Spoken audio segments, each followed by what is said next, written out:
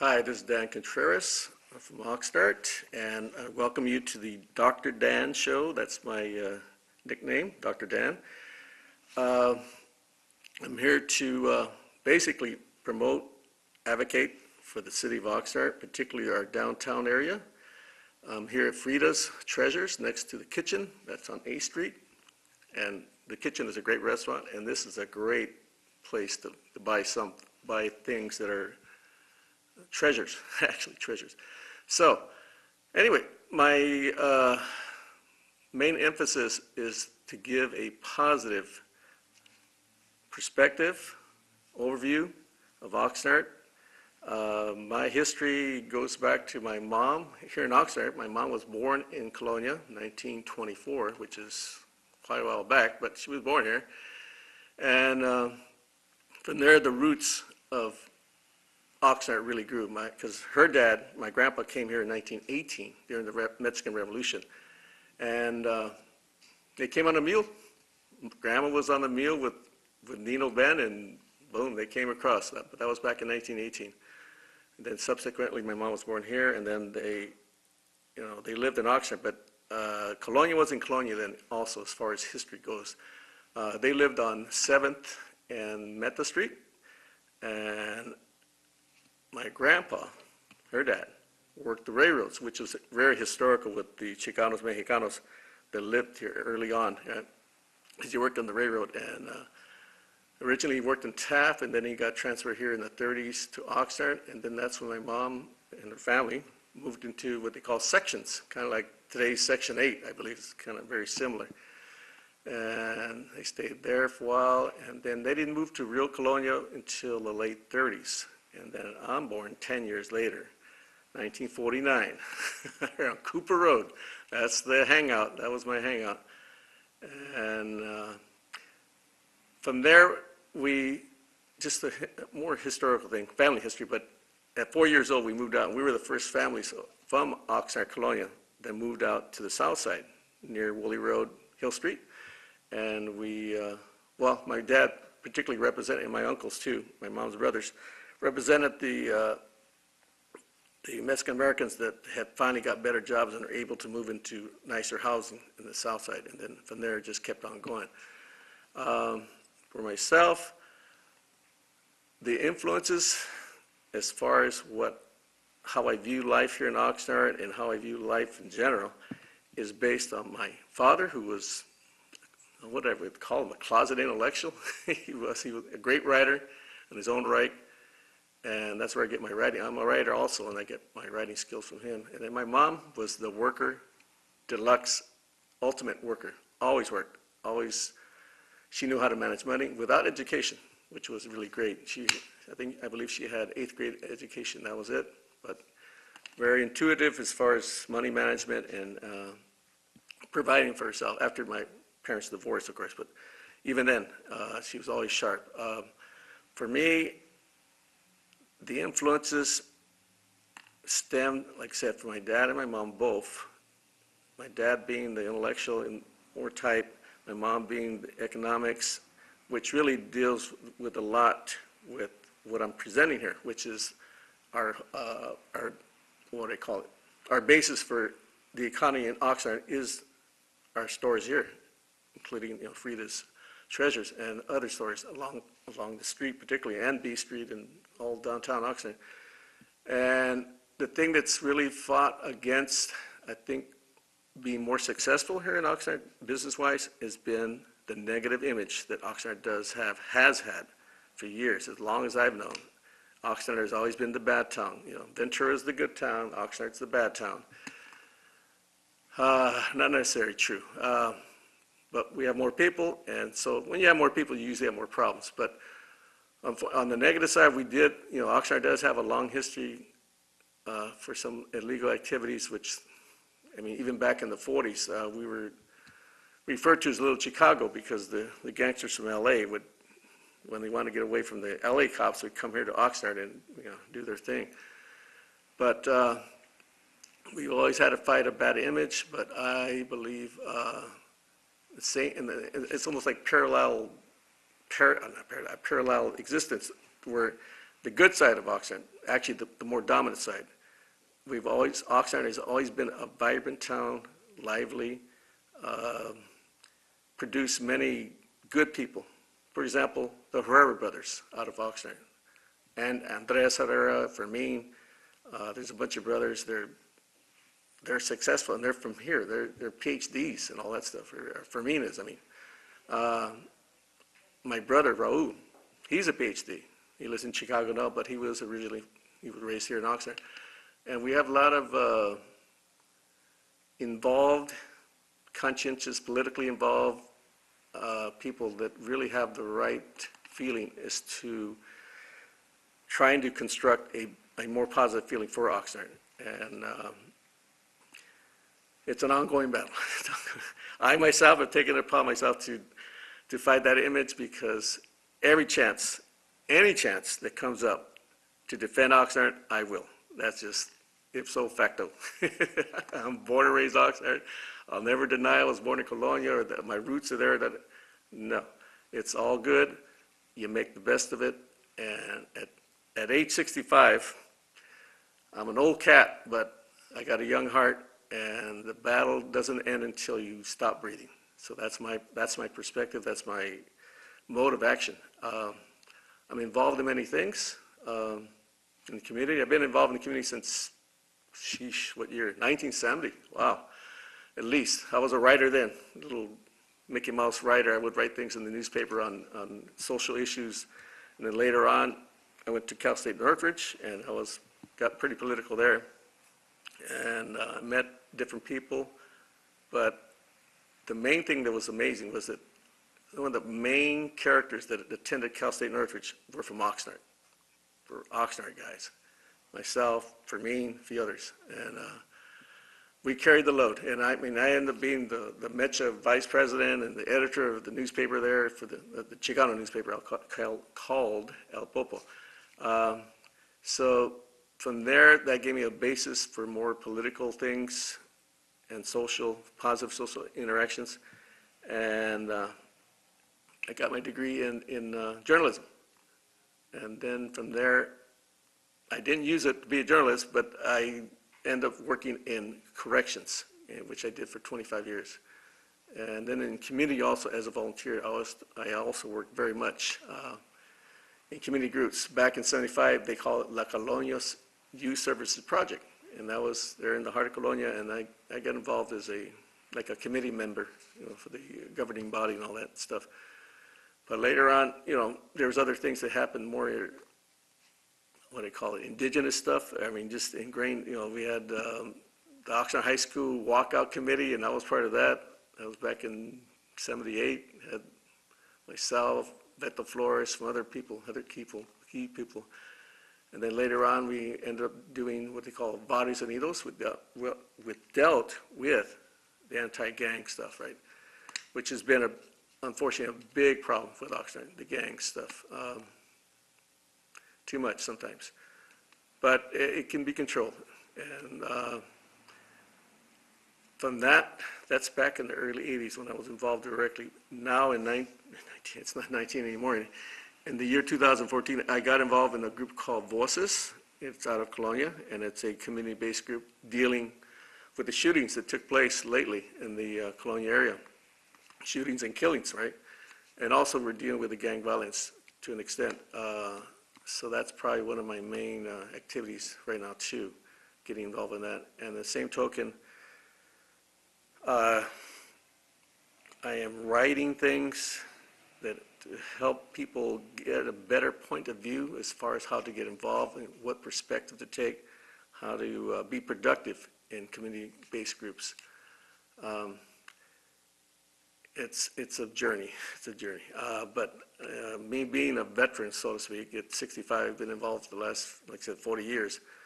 I'm kind of like a teacher type, I guess. And there's young people that are really good, that are learning, and there's, we talk about the lost generation, but there's still a lot of good kids in this generation that are helping out, that are participating. For me, that's very encouraging, and not to be negative about anything. It's particularly in the area of community organizing stuff and community activity, positive community activity. Let me think. Besides that is my music, which is kind of political too. I'm a musician, songwriter, singer, and all that stuff. And my music too is community related. In fact, one of my best song that I wrote it way back, 1979. It's called Mijo, or Babyface, and it's the ballad of the homeboy. It's a corrido in English, because it's the story of the homeboy. And it's a song where the kid's young and he ends up dying, and there's a lot of messages involved in that.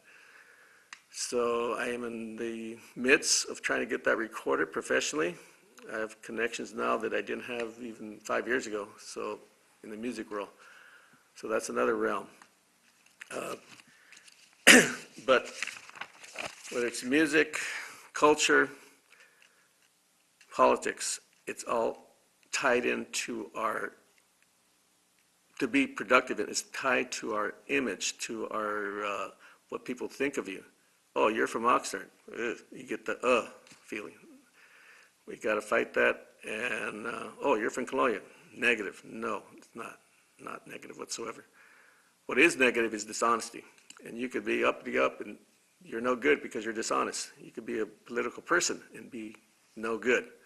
So there's many areas that we have to improve ourselves, and I believe progress is made when we make a commitment, and that's the main thing. We have to make a commitment.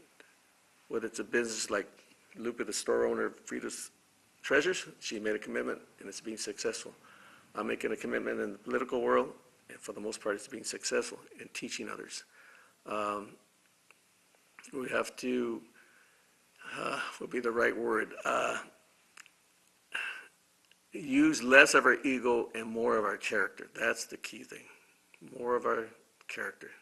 Ego is the main problem. People get, no. If you're good, people will let you know. You don't have to brag about it. You don't have to manipulate. You don't have to be an opportunist. Just do the work that needs to be done, and that's the key. And that's where my brother Raul, I got a lot of help from him because he's very political, and I've learned a lot of things. But then in the end run, I taught him a lot of ethics and personal ethics within the political scene. And it will go on. It will go on. What else do I want to speak? Other than we all have to have a dream, just like Dr. Martin Luther King said. We have to have hope. We have to have determination to get where we need to get. The business people of A Street need to get even more determined to make sure it keeps rising and be more positive. The social group or the political social community groups like Voices, we got to keep. I have a meeting today, in fact, and we're going to be talking about issues that we have to keep at it. It's ongoing. And just a sidelight, there's an event for the celebration of Cesar Chavez. I think it's going to be, what's the date? March 28th, 29th, 30th. There's a film that was made, a documentary, which is supposed to be really great. And there's going to be a march on the Sunday the 30th, but there's going to be the movie shown on the 28th, 29th, and 30th, here locally, it's right there on 5th Street. And that's something to really get involved in. My own history with Cesar Chavez, I never talked to him, but I met him when I was at Cal State Northridge, and I was a writer. And as a writer, I participated in a march that was supporting him because he was not going to get paid the same amount as some other professional speaker because he was going to speak at Cal State Northridge. So we protested, and I wrote my story as I protested, as I ran around, and I got all sorts of weird comments, some not so kind, but nevertheless, I wrote it from firsthand experience. And my journalism teacher, he understood because the other students thought, oh, that's subjective. We're all subjective. And they said, it's not objective, but my teacher, he's the one that understood, and he thought it was great. But the students, my so-called peers, they They didn't really approve of it. They thought it was what's the word? Bias. No. Anyway, my history with it was that when I wrote that story afterwards, I actually saw him in person. And it was like really almost shocking, but like I'm a short guy myself. The man was 5'3", and this guy is a genius. He was the man. I said, oh my God, all this energy out of this little guy, but hey, size does not matter, not really. It's your heart. And he had so much strong heart, and he was determined, but I'm grateful that I was able at least to see him in person. I was almost right next to him, but different people were speaking to him, but a great experience. And so once again, it goes back to in March, we're going to have the celebration.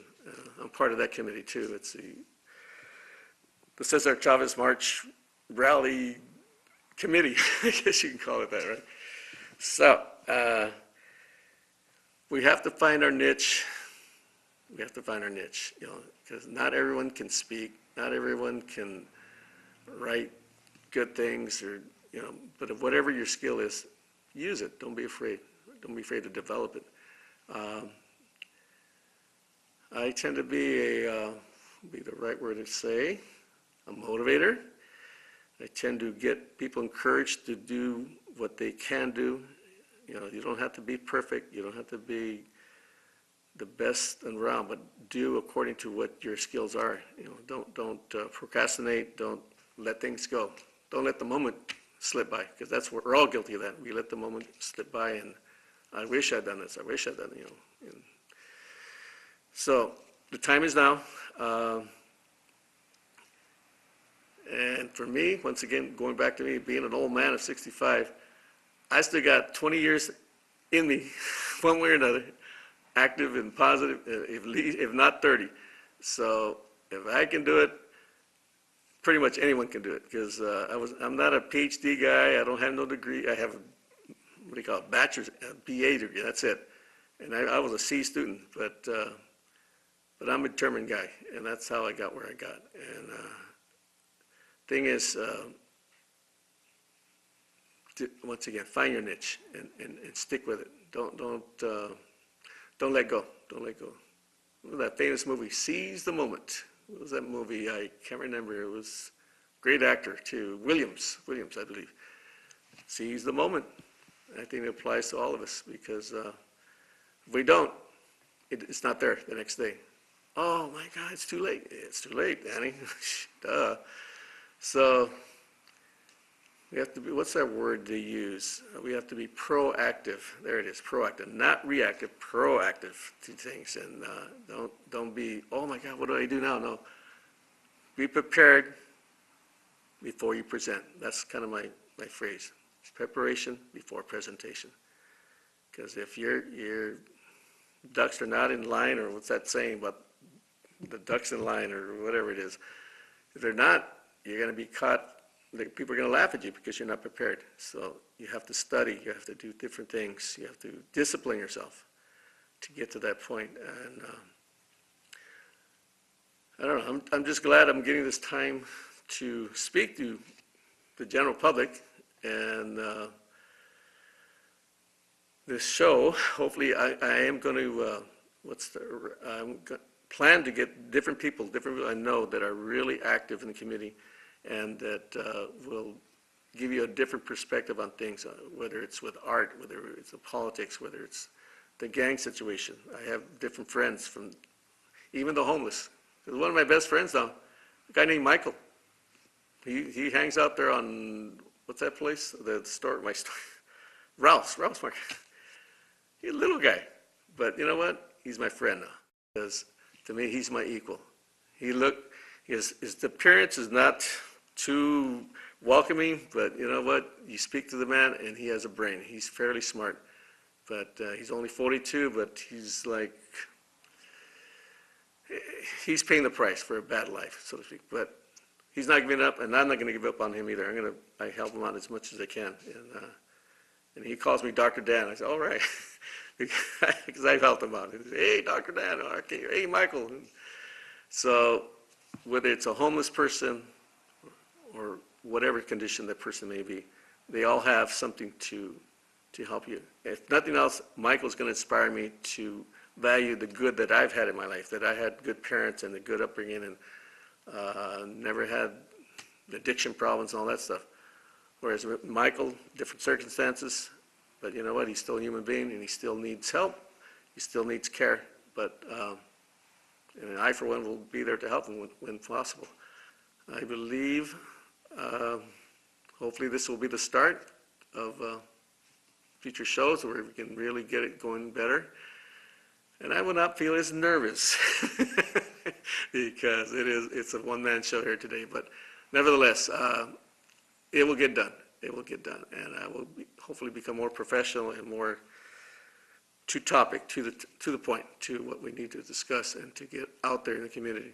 And I hope you like what you heard so far, and that you'll take a bite and okay, he's got a point there, or you need to.